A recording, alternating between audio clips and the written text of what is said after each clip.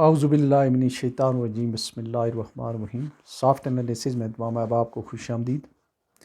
آج کا ہمارا جو موضوع ہے وہ ہے کارپوریٹ اور departmental management, leadership, decision making اور ٹرانسپیرنسی اور اس کی جو میرٹس، اس کے اوپر بات ہوگی اور 3 شخصیت کا ہم یہاں ذکر کریں گے۔ پہلی شخصیت ہے ایئر مارشل نور خان صاحب، جو چیئرمین پی آئی اے رہے، چیئرمین کرکٹ بورڈ رہے، چیئرمین ہاکی فیڈریشن رہے، چیئرمین اسکواش فیڈریشن رہے، اور ابو آل 1965 میں وہ جو ہماری وار ہوئی انڈیا کے ساتھ، اس میں پی ایف کے ہیڈ تھے، چیف آف ایئر اسٹاف تھے۔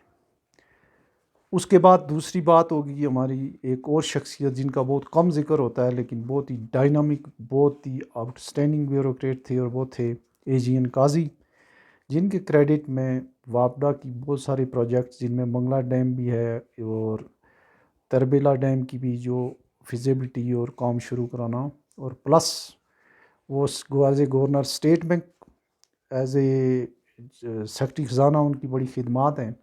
لیکن ایک خدمت ان کا جن کا کہیں تذکرہ نہیں ہے، وہ تھے پہلے جو ہماری جو ایٹمک پروگرام شروع کیا بھٹو صاحب نے، اس ٹیم کو وہ لیڈ کر رہے تھے، اور 2 سال تک جب تک انہیں ہٹایا نہیں گیا، ان کی جگہ انہیں ریپلیس کیا گیا غلام اسحاق خان سے۔ انہوں نے ہی جو ہے فری ہینڈ دیا تھا ڈاکٹر قدیر خان صاحب کو۔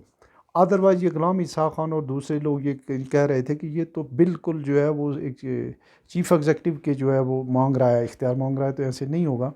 تو انہوں نے کہا کہ ہم اس کو اوورسی کریں گے، میں کروں گا، لیکن یہ اختیارات ان کو دینے پڑیں گے اگر ہمیں کرنا ہے، کچھ رزلٹ لینا ہے۔ تو ان کا ذکر بالکل ایٹمی پروگرام کے حوالے سے بالکل کوئی نہیں کر رہا ہے۔ اور تیسری ایک اور شخصیت ہیں لیفٹیننٹ جنرل عبدالقیوم، ملک عبدالقیوم، جو سینیٹر بھی ہیں نون لیگ سے۔ وہ جو ہے ان کی جو آرڈننس فیکٹریز میں اور جن کے وہ چیئرمین رہے ہیں، ان کی بڑی خدمات ہے۔ اور اس کے علاوہ انہوں نے دوسرے دو احباب نے تو ادارے بنائے چلائے، اور دیگر باتیں انہوں نے ایک اور ادارہ بچایا جس کو بیچنے والے تھے شوکت عزیز صاحب اور یہ مشرف وغیرہ مل کے، یہ انہوں نے بچایا کہ جو ہے وہ مجھے اندر کی خبر ہے، ہمارے بے شمار مان لوگ تھے۔ تو تینوں لوگوں کو ان کے جانے کے بعد ان کے ادارے، ان کے کولیگ، ان کے سینئر، ان کے جونیئر، سارے لوگ جو ہیں ان کی خدمات کو ایکنالج کرتے ہیں، انہیں ہیرو ایز اے ہیرو جو ہے وہ ٹریٹ کرتے ہیں، اور انہیں ایک بہترین مینیجر اور ایک ٹرانسپیرنٹ پرسنالٹی کے روپ میں دیکھتے ہیں۔ تو جس شخصیت کا ذکر ہوگا تو ہم ایسے کریں گے کہ ان کی تصویر آتی جائے گی، اس کے اوپر ہوگی۔ تو جو لوگ تھوڑی اگر لمبی ہو گئی ویڈیو، جو اگر مثلا نور خان صاحب کو دیکھنے چاہتے ہیں تو وہ پہلے ہوں گے، بعد میں اے جی این قاضی صاحب ہوں گے، آخر میں جنرل عبدالقیوم صاحب ہوں گے۔ تو شروع کرتے ہیں ہم ایئر مارشل نور خان صاحب سے۔ جیسے کہ تمام ہی لوگوں کو پتہ ہے کہ وہ پی آئی اے کے چیئرمین تو 2 دفعہ رہے ہیں، پی ایف کے بھی وہ ہیڈ رہے، اسکواش فیڈریشن کے بھی رہے، اور ہاکی فیڈریشن کے بھی۔ جہاں جہاں وہ گئے، وہ انہوں نے کامیابیوں کے ایسے جھنڈے گاڑے کہ یہ اسٹیبلش ہو گیا کہ مینجمنٹ میں یا ایڈمنسٹریشن یا ڈیسیژن میکنگ میں، لیڈرشپ میں ان کا کوئی ثانی نہیں تھا۔ سب سے پہلے انہیں جب پی آئی اے کو 1959 میں پی آئی اے کا چیئرمین بنایا گیا، تو وہ اتنی جدیں لے کے آئے، اتنی ایڈیشنل چیزیں لے کے آئے کہ اس ریجن کی سب سے اچھی ایئر لائن کے روپ میں انہوں نے پی آئی اے کو کھڑا کر دیا۔ پھر اس کے بعد 65 کی وار تھی، اس میں بہت اچھی کارکردگی کا مظاہرہ، جہاں ہمارے فائٹر پائلٹس اور ہمارے اکوپمنٹ کا تھا، ہم تقریباً ایٹ پار نہیں، ہم برتری میں تھے 65 میں انڈیا سے، اور اس کی وجہ جو ہے لیڈرشپ تھی وہ ایئر مارشل نور خان صاحب کی تھی۔ اس ڈیٹیل میں جانے کی ضرورت نہیں ہے، لیکن اس کا کریڈٹ بہرحال نور خان صاحب کو جاتا ہے اسٹریٹجکلی، ڈیسیژن میکنگ ٹائم پہ، اور میرٹ اور right man for right job کے لیے جو ہے وہ مشہور تھے پی ایف میں۔ بعد میں پھر وہ کچھ عرصہ مغربی پاکستان کے گورنر بھی رہے، لیکن 70s میں جب پی آئی اے کو مزید جو ہے اس کی اپلفٹمنٹ کی ضرورت تھی، ریہیبلیٹیشن اس کی بعض چیزوں کی تھی، تو ذوالفقار علی بھٹو صاحب نے ان سے اسپیشلی ریکویسٹ کی اور ان کو چیئرمین بنایا۔ اور اس زمانے میں یہ بوئنگ 747 اور DC-10 جو یہاں اس ریجن کی کسی ایئر لائن کے پاس نہیں تھے، وہ لے کے آئے، اور آؤٹ اسٹینڈنگ ایئر لائنز میں انہوں نے تبدیل کیا اس کو۔ پھر بعد میں وہ ہاکی ٹیم، اس میں تھوڑا سا ہم ان کی سپورٹس والی سائڈ پہ بھی جائیں گے، لیکن ایک ان کا اور ذکر ہم کر لیں کہ 78 میں ایک پی آئی اے کا بہادر کتنے تھے وہ، پی آئی اے کا ایک طیارہ اغوا ہوا کوئٹے سے کراچی آیا، تو مختصراً یہ کہ بندہ جو تھا وہ ہائی جیکر، وہ بمبئی جانا چاہتا تھا، وہ 1 کروڑ روپے اس زمانے میں مانگ رہا تھا، اور چیزیں بھی تھیں، تو اس سے یہ مذاکرات کر رہے تھے۔ ایک دفعہ یہ گئے، دوسری دفعہ، تیسری دفعہ اس نے کچھ لوگ کہتے ہیں انہوں نے نیچے آنے سے جو ہے انہوں نے کہا کہ اب آپ بھی نیچے نہیں جا سکتے، اور کوئی اس طریقے سے کی بات تھی، لیکن کچھ جو ہے وہ کہتے ہیں کہ نہیں، تھوڑا سا وہ 15-16 گھنٹے سے تھکا ہوا تھا، تو اس کے ساتھ جو ہے بس اس کے اوپر ہاتھ ڈال دیا نور خان صاحب نے، تو اس نے گولی چلائی جو ان کی ہپ پہ لگی، یا تھا نہیں، تھائی میں لگی، اور وہ ریموو ہوئی تھی، لیکن انہوں نے اس کو قابو کر لیا، آجاکر کو قابو کر لیا، اور بعد میں جو کمانڈوز وغیرہ تھے وہ بعد میں داخل ہوئے، تو یہ بہادر وہ اس کلاس کے تھے۔ تو پی ایف میں جو پی آئی اے میں ہونا تو یہ چاہیے تھا کہ وہ 10 سال 8 سال جن اداروں میں رہے، تو ان کے تمام عزیز اقارب تمن سے ان کا تعلق تھا اٹک سے، تو سارے ہی لوگ وہاں ہوتے، لیکن کبھی انہوں نے جو ہے وہ میرٹ سے ہٹ کے کوئی ڈسیزن نہیں کیا، خواہ وہ ٹرانسفر پوسٹنگ ہو، خواہ وہ اپائنٹمنٹس ہوں، خواہ وہ جو ہے وہ پروموشن ہو، ہر لحاظ سے جو ہے پی آئی اے میں ہمارے بے شمار جاننے والے لوگ تھے اور بڑے ان کے گن گاتے تھے۔ پی آئی اے سے ہٹ کر پی آئی اے، اس کے بعد جب پی آئی اے دوسرے لوگوں کی، اچھا نور خان صاحب کی اتنی ساری کامیابیوں کا ایک نقصان بھی ہوا۔ نقصان یہ ہوا کہ بعد میں ضیاء الحق نے یہ سمجھ لیا کہ ہمارے جتنے آفیسر ہیں وہ سارے کے سارے جو ہیں وہ ایئر مارشل نور خان ہیں، انہوں نے جس کے حوالے جو ادارے کیے، خواہ وہ نور خان صاحب نے چلے آئے ہوں یا سول بیوروکریٹ ہیں، وہ سارے تباہ ہو گئے، پی این ایس سی ہو، کراچی پورٹ ٹرسٹ ہو، اس کے علاوہ پاکو اور سیمٹ کے کئی ادارے تھے، واپڈا ہو، تو یہ جو ہے ایک نقصان یہ ہوا کہ کوئی دوسرا نور خان پیدا نہیں کر سکے، جو ہماری جو سروسز یا ڈیفنس کے جو جرنیل وغیرہ تھے، یا جو سینئر جو ان کے آفیسر تھے، جن کو خاص کر پی ایف کے بہت سارے آفیسر کو بہت ساری رسپانسبلٹیز دی گئیں، وہ نہیں کر سکے۔ اس کے بعد ان کو ہاکی کا جو دیا گیا، تو ہاکی کی یہ پریزیڈنٹ بھی رہے ہاکی فیڈریشن کے، تو انہوں نے یہ ان کا آئیڈیا تھا جو 1973 میں جو ہے جو ورلڈ کپ ہاکی کا شروع ہوا، وہ ان کا آئیڈیا تھا، اور وہ ورلڈ کپ بھی نور خان صاحب نے خود ڈونیٹ کیا تھا۔ اس زمانے میں 1,00,000-2,00,000، وہ بڑے ہاکی کے بڑے اچھے خود بھی شاید پلیئر تھے یا نہیں تھے، لیکن فین بہت تھے اور بڑے سپورٹس لور تھے۔ اس کے بعد ان کے دور میں ہاکی کی مختصر یہ ہے کہ یہ بھی ان کی ایڈمنسٹریشن میں پاکستان نے 2 جیتے ہیں اولمپکس، 1968 کا اور 84 کا، 2 پاکستان نے ورلڈ کپ جیتے، ان کا یہ ہم نے بھی دیکھے، 78 بیونس آئرس، 84 بمبئی کا۔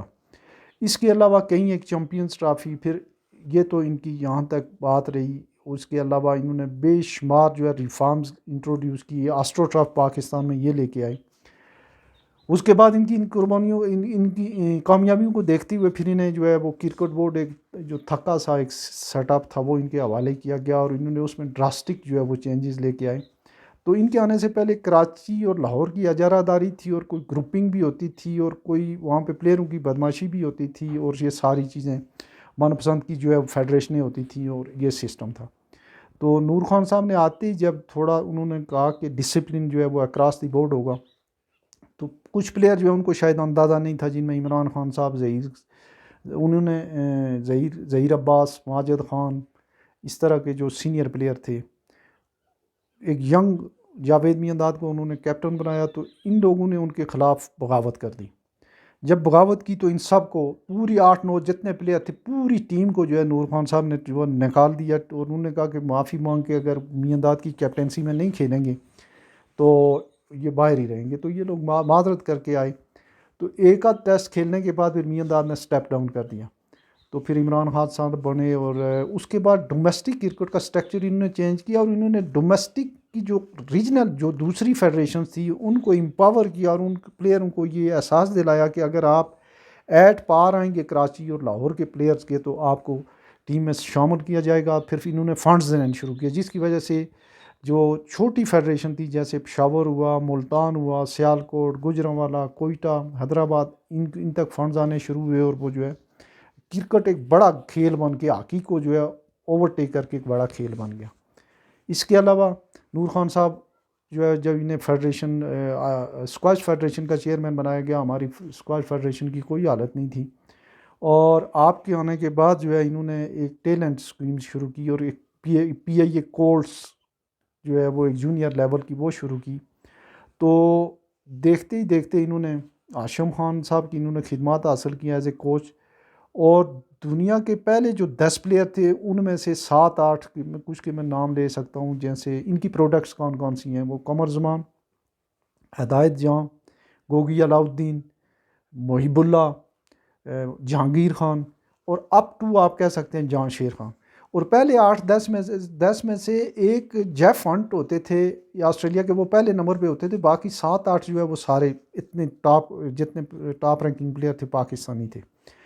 تو یہ ان کی خدمات تھیں. اور اس دوران اتنے سارے اداروں میں کہ یہ ہیڈ رہے، اتنی ساری فیڈریشنیں انہوں نے چلائیں، اتنے بڑے بڑے جو ہے انہوں نے ڈسیزن میکنگ کی. نہ ان کی کبھی ڈسیزن میکنگ کے اوپر کسی نے اعتراض کیا، نہ ان کی ٹرانسپیرنسی پہ، اور نہ ان کی کبھی ان کے اوپر کسی قسم کے ناقدین بھی کوئی الزام لگا سکے. پھر انہوں نے کرکٹ بورڈ میں ہوتے ہوئے یہ کیا کہ پاکستان کی ایک تھکی سی جو ٹیم تھی اس میں جو ہے نیا بلڈ، فریش بلڈ انجیکٹ کیا. اور انہوں نے انٹرنیشنلی جو ہے انگلینڈ، آسٹریلیا، انڈیا کے ساتھ ساتھ ایک پاکستان کو بڑی ٹیم کے روپ میں پیش کیا.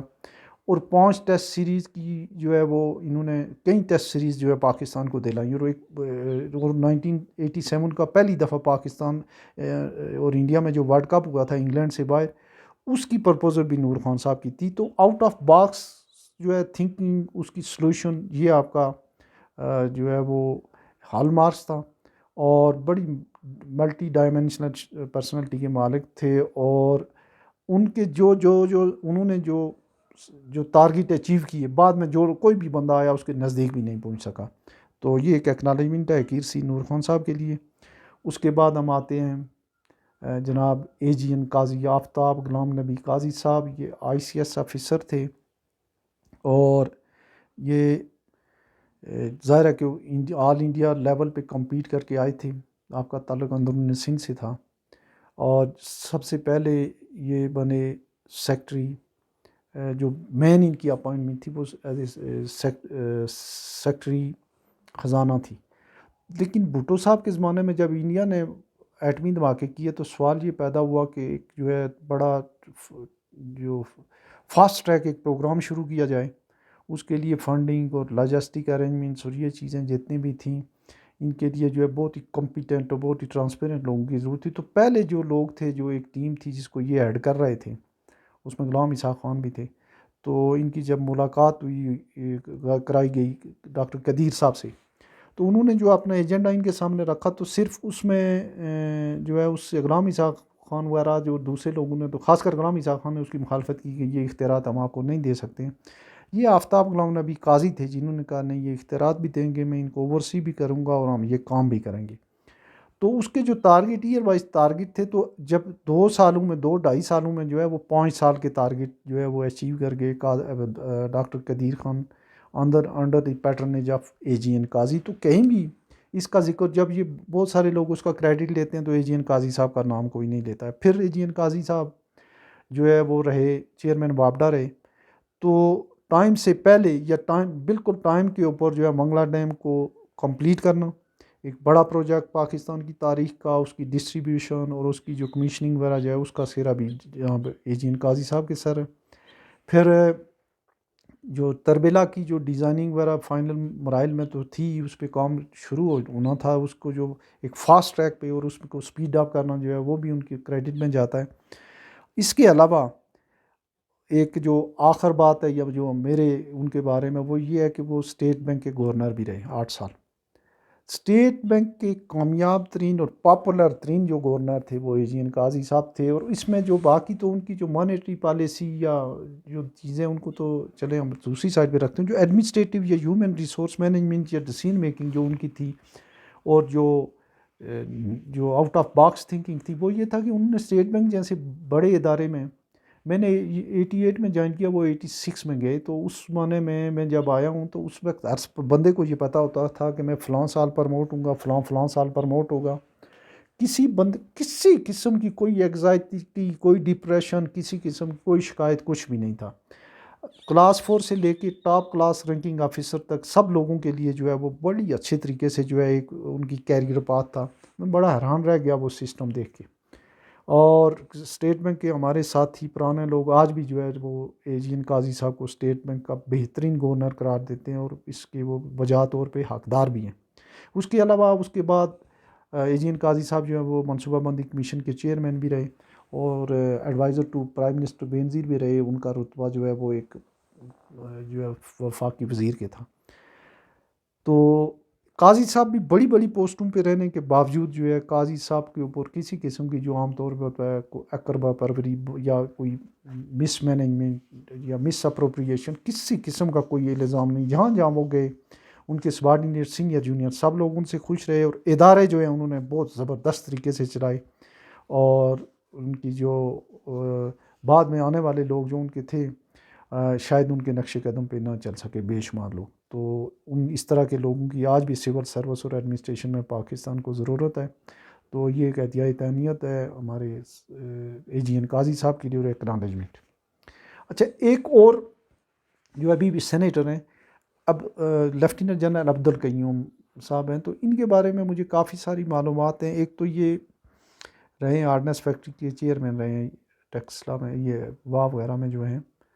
تو ان کی وہاں کی باتیں تو یہاں بیان کرنا کوئی مناسب نہیں ہوگا لیکن بڑا ایک کامیاب اور بڑا سنہرا دور رہا ان کا جتنا بھی وہاں رہا. تو دوسرے دو احباب کے میں نے کہا کہ انہوں نے ادارے بنائے چلائے وہ بات تھی. تو انہوں نے ایک ادارہ بہت بڑا ادارہ چلے اس کا ذکر کر ہی دیتے ہیں وہ انہوں نے بچایا وہ تھی پاکستان اسٹیل مل. پاکستان اسٹیل مل ظاہر نقصان میں تھا اس وقت تک. جو پہلے ان سے آنے والے پہلے لوگ تھے اس کو تباہ حال کر چکے تھے. تو اس کے اوپر نظر تھی شوکت عزیز صاحب کی اور ان کے کچھ اور انویسٹر تھے کہ اس کو ہم پونے داموں میں آف لوڈ کر دیں بیچ دیں پرائیویٹائز کر دیں. میں اس کا ذاتی طور پہ میرے جاننے والے ہیں کئی لوگ گواہ ہیں کہ اس کو آف لوڈ ہونے پہ اس قومی اثاثے کو بچانے کے لیے جو ہے وہ انہوں نے بہت نمایاں اور گراں قدر خدمات انجام دی اور وہ اثاثہ جو ہے وہ بچ گیا. تو یہ بھی بڑے امپارٹنٹ دو عہدوں پہ رہے جہاں پہ ہزاروں و سینکڑوں لوگوں کو یہ بھرتی کر سکتے تھے پروموٹ کر سکتے تھے. لیکن دونوں ہی اداروں میں ہمارے جو جاننے والے لوگ ہیں وہ یہ کہتے ہیں کہ بہت ہی اپ رائٹ آدمی ہیں. اور ان کی جو عام طور پہ ہوتا ہے کہ اگر آرمی کا کوئی بندہ آ جائے کسی ادارے میں سول ادارے میں آ جائے تو وہ اپنے بٹ مین کوک سے لے کے مالی سے لے کے تمام اپنے عزیز رشتہ داروں کو بھر دیتا ہے ان اداروں میں. لیکن ملک عبدالقیوم آوان جو ہیں ان کے بارے میں یہ ہے کہ وہ انہوں نے بہت ہی شفاف طریقے سے ادارے چلائے ہیں اور نہایت ہی ویسے ٹی وی وغیرہ پہ بھی آتے ہیں بڑے سافٹ اسپوکن ہیں. تو ان تینوں شخصیات میں سے یہ واحد جن کے ساتھ میری ٹیلی فونکلی بات ہوئی ہے 2-3 دفعہ. میں اس وقت مظفر آباد اسٹیٹ بینک میں تھا. ان کی ایک سسٹر تھی ریٹائرڈ صفیہ میڈم. تو ان کی پینشن بند تھی تو انہوں نے کسی نے میرا ان کو نمبر دیا تو انہوں نے بات کی. تو اس کے بعد میں ان کو فالو کر رہا تھا چونکہ اس زمانے میں مشرف صاحب کا دور تھا. تو مشرف صاحب کے دور میں ایک سپاہی بھی اپنے آپ کو فیلڈ مارشل سمجھتا تھا اور یہ اس وقت واہ فیکٹریز میں ہوتے تھے چیئرمین تھے. تو وہ کیس تو خیر ہو گیا لیکن اس کے بعد میں نے ان کو فالو کیا اور میں بڑا امپریس ہوا. اور آج کل بھی جو ہے جس طریقے سے وہ بہت سارے لوگ ہیں اگر آپ دیکھیں ٹیلی ویژن پہ حالانکہ ان کا یہ شعبہ نہیں ہے لیکن بہت ہی سافٹ اسپوکن اور بہت ہی حقیقت پسند آدمی ہیں. تو اس کے بعد ہم ایک سلسلہ شروع کریں گے شاید ہم کوشش کریں گے کہ اور بھی اچھے ایڈمنسٹریٹر جو ہیں ان کا اور جو اچھے جو بزنس لیڈر ہیں کارپوریٹ لیڈر ہیں ان کی بات کریں. تو فی الحال ان تینوں کا ہم نے ذکر کیا اور آئندہ بھی جو ہے ہم ذکر کریں گے اور ہم ان لوگوں کا بھی ذکر کریں گے جنہوں نے ادارے تباہ کیے ہیں. تو وقتاً فوقتاً جو ہے آپ اس سلسلے میں آپ کی طرف ویڈیو جو ہے وہ آتی رہیں گی. تو اب میرا خیال ہے کہ یہ اچھا خاصا لمبا ہو گیا ہے جو ہمارا آج کا پروگرام. اس کو یہیں وائنڈ اپ کرتے ہیں. اپنا بہت سارا خیال رکھیے گا. اللہ حافظ.